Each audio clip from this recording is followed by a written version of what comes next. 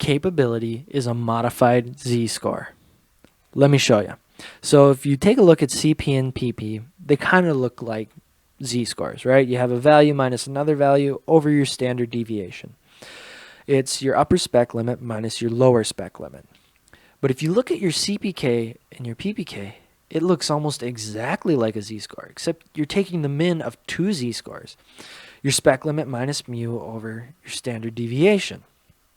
So what's the difference? Why are we calculating these slightly different? Well, you'll notice the difference between the C's and the P's is because of this sigma and this S. The sigma stands for your within standard deviation, which is a beast. It's not that bad to calculate, but it sure isn't fun like the sample standard deviation, because this involves some unbiasing constants. Check back later, we will have a video on that. But this S is your sample standard deviation, or your simple standard deviation, to throw a joke in there. This is what you're used to. This is taking the absolute value, the sum of the absolute values of all of your values deviation, and taking it over the degrees of freedom, which in this case, because it's the sample, is n minus 1.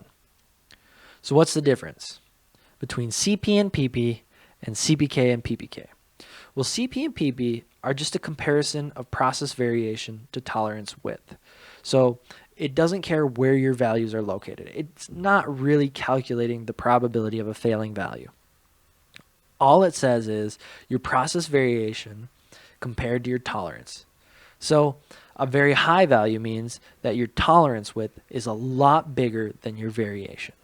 But you can have a passing CP and PP, like an incredibly high value for each of them, and still fail capability. Because in general, we mainly care about CPK and PPK, because that's your actual probability of an out-of-spec condition.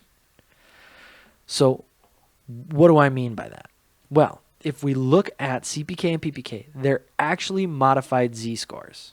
Actually, your spec limit minus mu and your mu minus spec limit. That's just a way of taking an absolute value, because your mu, in order to have a passing capability, greater than 1.33, your mean has to be less than the upper spec and greater than the lower spec. Otherwise, you'll get a negative value. Negative means fail because it's not greater than your critical value.